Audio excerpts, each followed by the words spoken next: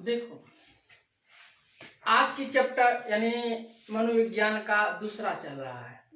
ठीक है, अब आज हम दूसरा चैप्टर मनोविज्ञान का पढ़ाने जा रहे हैं, जिसका शीर्षक है संस्कृति एवं बुद्धि, सामूहिक बुद्धि एवं सृजनात्मकता एवं अभिक्षमता के बारे में हमको पढ़ना आज अच्छे तरीके से पढ़ना है, ताकि हमको समझ में आ सके। यानी बस इसी के बारे में पढ़ना हमको, संस्कृति एवं बुद्धि और सामूहिक बुद्धि एवं सृजनात्मकता, दूसरा तुम्हारा या अभिक्षमता, इसके बारे में हमको पढ़ना, अच्छे तरीके से पढ़ लेना। लेकिन हम पहले जान लेते हैं कि ये सांस्कृतिक बुद्धि, लेकिन इस चैप्टर के अंदर में हमको क्या चीज पढ़ना है, इनके बारे में हम लिख दिए हैं। सांस्कृतिक बुद्धि, दूसरा तुम्हारा तकनीकी बुद्धि, तीसरा है सामूहिक बुद्धि, अभिक्षमता, सृजनात्मकता एवं बुद्धि, मनोवैज्ञानिक अभिव्यक्तियों का मूल्यांकन, इनके बारे में हमको अच्छे तरीके से पढ़ लेना आज। तो पहले चलते हैं हम सांस्कृतिक। आखिर संस्कृति है क्या चीज? संस्कृति ऐसा यानी रीति रिवाज, समाज के अंदर में रीति रिवाज है ना। जैसे कि मान लेते हैं समाज के अंदर में कोई चीज के बारे में, समस्या का कोई अगर समाधान होता है वो समाज ही करता है। मतलब जैसे शादी ब्याह एक रीति रिवाज के जरिए से होता है किसी का, क्या लड़का रहे क्या लड़कियां रहे, उनको जो है अगर शादी ब्याह होती है रीति रिवाज के अनुसार है, यानी संस्कृति के ही जरिए से शादी ब्याह किया जाता है, रीति रिवाज के साथ अच्छे ढंग से किए जाते हैं, वही है तुम्हारा रीति रिवाज। तो पहले हम जान लेते हैं रीति रिवाज है, लेकिन उसके साथ साथ एक बुद्धि जोड़ दी है। संस्कृति कहते हैं यानी कल्चर हमारा, है ना। देखिए यानी समाज का कल्चर क्या है, इस समाज की कल्चर कैसी है, इसके बारे में हमको अच्छे तरीके से समझ लेना है। जैसे संस्कृति जो है एक क्या है तुम्हारा रीति रिवाज है, यानी उसको कह सकते हैं अपना भाषा में रीति रिवाज, है ना। अब रीति रिवाज के अंदर में क्या क्या चीज आ जाते हैं, शादी भी आ जाते हैं, चाहे कोई चीज का प्रोग्राम आ जाते हैं, चाहे कोई चीज का, बहुत सारे चीज ऐसे हैं जो कि रीति रिवाज के जरिए से क्या जाते हैं, संस्कृति के जरिए से क्या जाता है। अब तो दूसरा तुम्हारा बुद्धि। अब बुद्धि देखो, बुद्धि ने या बुद्धि को जो परिभाषित प्रस्तुत किया है, पहला गाल्टन जी ने 1885 ईस्वी में बुद्धि का प्रस्तुत किया था। कौन? गाल्टन जी ने 1885 ईस्वी में पहला प्रस्तुत किया था। लेकिन बुद्धि देखो, बुद्धि एक क्या कहते हैं, सीखने तथा समझने की योग्यता है। दूसरी बुद्धि एक योग्यता भी है, बुद्धि एक योग्यता है, साथ में अगर ये भी कह सकते हैं बुद्धि सीखने तथा पहचानने की एक शक्ति है, उसको हम बुद्धि कहते हैं। गाल्टन जी ने 1885 ईस्वी में बुद्धि का प्रस्तुत किया। पूछ देगा गाल्टन जी ने कब कितना ईस्वी में प्रस्तुत किया बुद्धि का, तो 1885 ईस्वी में गाल्टन जी ने प्रस्तुत किया बुद्धि का। अब देख लो, बुद्धि कोई कहता है कि बुद्धि 3 प्रकार से है, कोई कहता है कि बुद्धि 5 प्रकार से है, समझे। लेकिन सबका एक है, सबका सही है ये नहीं है, लेकिन कोई साइंटिस्ट ने, कोई वैज्ञानिक ने 3 प्रकार के हैं बुद्धि का, कोई कहता है कि 5 प्रकार के, क्योंकि बुद्धि में भेदभाव है ना, सबका कहना अलग अलग। ये तुम्हारी बुद्धि था। दूसरा तुम्हारा है सृजनात्मकता, है ना। सृजनात्मकता आखिर है क्या, ये सामूहिक बुद्धि, यानी बुद्धि के बाद आ गया तुम्हारा सामूहिक बुद्धि। आखिर सामूहिक बुद्धि क्या? दूसरों की भावना को पहचानना, वो सामूहिक बुद्धि है। या अपना भाव को पहचानना, दूसरों की भाव को पहचानना सामूहिक बुद्धि है।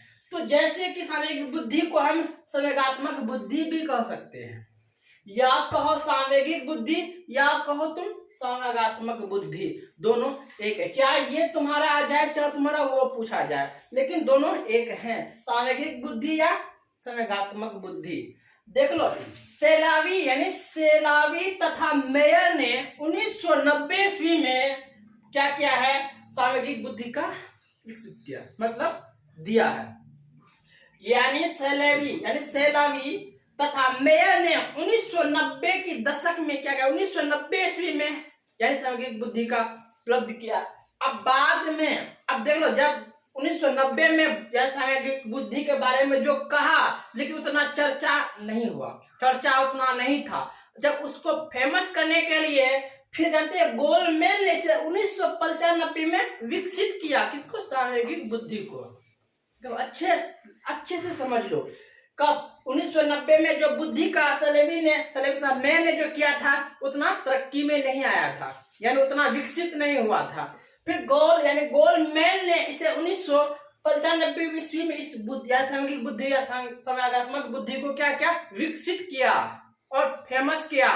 जैसे कि सामवेगिक बुद्धि यानी दूसरे की भावना को समझना या अपनी भावना को समझना, पहचानना कि मेरी भावना कैसी है, उसकी भावना कैसी है।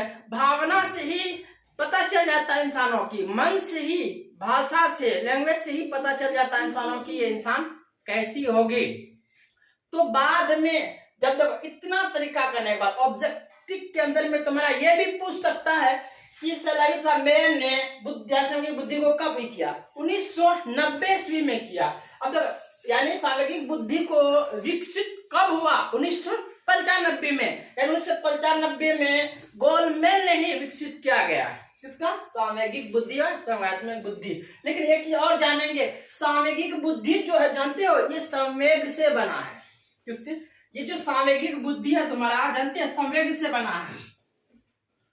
संवेग से बना है।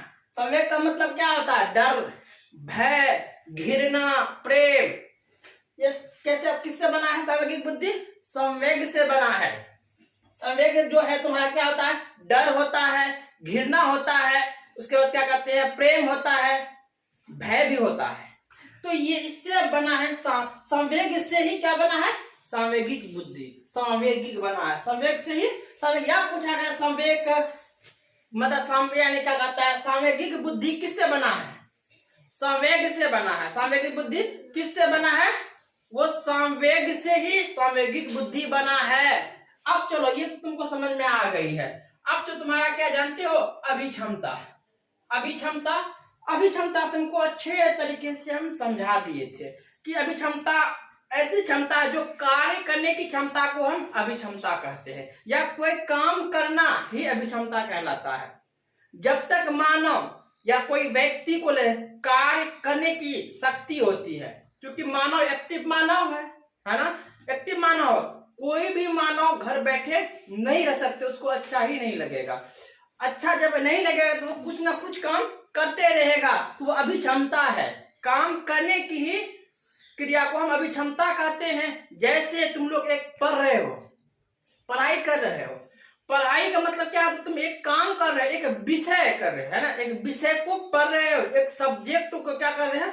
पढ़ रहे हो। जब पढ़ रहे हैं तो वो अभिक्षमता कर रहे हो। यानी कह लगते हो, जब तुम कोई भी स्टूडेंट को ले लो, कोई भी विद्यार्थी को अगर हम जानते हैं, ताकि अगर हम समझ जाए, कोई भी विद्यार्थी अगर एग्जाम के टाइम में कोई घर बैठे नहीं रहते हैं, कुछ ना कुछ वो पढ़ते रहते हैं, यानी उनके साथ कैपेसिटी है।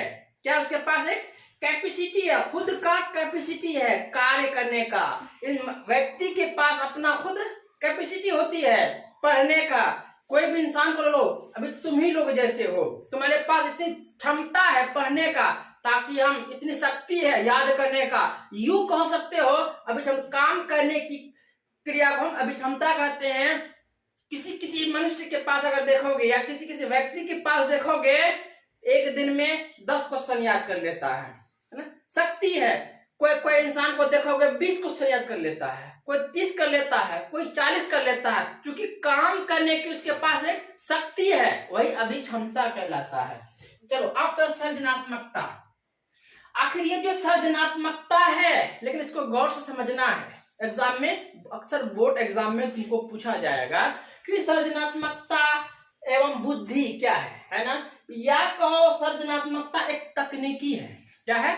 तकनीक के जरिए से, टेक्नोलॉजी के जरिए से हमको क्या करना? तरक्की करना है। तकनीक के जैसे किसी वस्तु, विचार, कला, है ना, या साहित्य, या कहो किसी समस्या का समाधान निकालना ही अभी यही सृजनात्मकता कहलाता है। किसी समस्या को समाधान के लिए समाधान निकालना ही अभी ये सृजनात्मकता कहलाता है, यानी तकनीकी, है ना। अब देख लो, तकनीकी में ये होता है कभी कभी तुम लोग देखे होगे घर के अंदर में क्या कहता है, कोई जैसे परिवार के अंदर में या समाज के अंदर में बहुत सारे समस्या आ जाते हैं, है ना। उस समस्या को समाधान निकालने के लिए तुम्हें फोकस करना पड़ेगा। कौन सी, किस पर? सृजनात्मकता पर। क्योंकि तुम लोग पढ़ी लिखी हो, एक अनपढ़ नहीं हो। जब पढ़ी लिखी हो तो तुमको अपना सोच खुद है। मनुष्य के पास सोच अपना खुद है, क्योंकि उनके पास बुद्धि है। जिस तरह से बुद्धि तुमको समझाया, एक बुद्धि होता है जन्मजात, होता है अपरिचित बुद्धि, है ना। जन्मजात जैसे वो क्या होता है, अगर बाप उसके यानी क्या, उसके यानी पेरेंट्स को अगर बुद्धि है तो उनकी औलाद को भी बुद्धि होगा, है ना। तो बुद्धि जन्मजात से भी होता है, उसके बाद यानी अपरिचित भी होता है। यानी यह सृजनात्मकता किसी तक यानी किसी वस्तु, विचार, कला, साहित्य को ही सृजनात्मकता कहलाता। जैसे कोई है विचार, कोई चीज से विचार किया, तकनीक से मतलब बुद्धि लगाया। कोई भी चीज में अगर देखोगे कोई काम करता है तो उसमें तुम अपना बुद्धि को क्या करोगे, इस्तेमाल करोगे कि ये बुद्धि अगर ऐसे करने से ये काम ऐसे हो जाता है, ऐसे टेक्नोलॉजी लगाने से ऐसे हो जाएगा, ऐसे लिखेंगे तुम्हारा ऐसे हो जाएगा, तो बहुत खुशी की बात है। तो वही तुम्हारा सृजनात्मकता कहलाता है। आगे चलते हैं कि मनोवैज्ञानिक अभिवृत्तियों का मूल्यांकन, यानी मनोवैज्ञानिक अभिवृत्तियों का मूल्यांकन क्या है, या गुण है इनका जो होता है, क्या होता है, गुण। अब देखो ये जो गुण है तुम्हारा, अब देखो मनुष्य के पास, हर इंसान के पास अगर देखोगे ना कुछ ना कुछ गुण रहता है, गुण उनके पास रहता है। कोई होता है भीतर गुण, ना कोई होता, गुण से भी बहुत कुछ हो सकता है, क्योंकि कला है उनके पास तो बहुत कुछ हो सकता है। गुण जैसे कोई चीज होता है, कुछ जगह गुण होता है जानते हो, कुछ बनाने का, है ना। कुछ किसी के पास गुण होता है कि मतलब कीना होता है, लेकिन ये गुण नहीं है, कीना वाला गुण नहीं समझना हमको, बस ये गुण। जब कोई मनुष्य को क्या कहता है, मनोवैज्ञानिक जो मन से गुण सिखा जाता है, अपने दिल के अंदर से जो गुण है उनके पास कुछ करने का, टेक्नोलॉजी में तकनीक की सोचने के लिए जो गुण होता है अंदर से, वो तुम्हारा मनोविज्ञान, उन्हीं का मूल्यांकन है। लेकिन एक अभिक्षमता के बारे में अगर हम देखते हैं तो 2 वर्गों में विभाजित किया गया है। अभिक्षमता को 2 वर्गों में विभाजित किया गया है। एक होता है बहु अभिक्षमता, दूसरा होता विशिष्ट अभिक्षमता। यानी बहु अभिक्षमता जो है और विशिष्ट अभिक्षमता, यानी अभिक्षमता का कितने वर्गों में बांटा गया है, 2 वर्गों में बांटा है। एक बहु अभिक्षमता, दूसरा विशिष्ट अभिक्षमता। बस हमको लिखना, अभिक्षमता कार्य करने की क्षमता को हम अभिक्षमता कहा जाता है। अभिक्षमता को 2 वर्गों में बांटा गया है। एक क्या कहते हैं, बहु अभिक्षमता, दूसरा कहता है विशिष्ट अभिक्षमता। बोलो यहाँ तक समझने में। अब देखो यहाँ से तुम्हारी बहुत सारे ऑब्जेक्टिव निकल के आ रहे हैं, बस हमको अगर एक झलक अच्छे से देख लेना है। ऑब्जेक्टिव तुम्हारा जैसे पूछ देगा कि यानी सामयिक यानी संवेग से कौन सा लफ्ज बना है, यानी सामयिक या सामयिक किससे बना है, संवेग से बना है ना। अब सामयिक बुद्धि जो तुम्हारा जानते हैं, इसको पहला जो प्रस्ताव किया कौन किया है, सैलावी तथा मेल ने कब किया है, 1990 ईस्वी में किया है। गोलमेल ने जब 90 में किया था, विकसित उतना नहीं हुआ था। बाद में गोलमेल ने इसके बारे में चर्चा किया, फिर 1995 में जाकर के क्या क्या सामयिक बुद्धि फिर विकसित हुआ। अब देखो यहाँ पे समझने में नहीं, बुद्धि के बारे में गाल्टन जी ने 1885 ईस्वी में बुद्धि का प्रस्तुत किया, बुद्धि के बारे में क्योंकि उसके बाद बहुत सारे वैज्ञानिक आए, अपने अपने परिभाषा दिए बुद्धि के बारे में। कोई का योग्यता है, कोई का कार्य करने की यानी क्या कहता है, सोचने तथा सीखने की शक्ति है बुद्धि, है ना। बहुत सारे बुद्धि का भी कंफर्म नहीं हुआ, आते जाते उसका परिभाषा देते जाते हैं, उस पर हमको ध्यान नहीं देना। बस तुम्हारा ये था, यानी तुम्हारा संस्कृति जो तुम्हारा कल्चर के बारे में अपनाता है, उस समाज की कल्चर कैसा है ना। समाज में रहने वाले लोग की कल्चर कैसा है, गांव में रहने वाले लोग की कल्चर कैसा है। बस संस्कृति ही सिखलाता है कि समाज में रहने वाले रीति रिवाज कैसे करते हैं, शादी ब्याह रीति रिवाज के जरिए से किया जाता है। ये तुम्हारी सांस्कृतिक बुद्धि है। बोलो समझने में कोई दिक्कत नहीं हुआ है। अब हम थोड़ा सा इसका प्रश्न उत्तर करा देते हैं। अच्छा लगा तो शेयर करना, लाइक भी करना।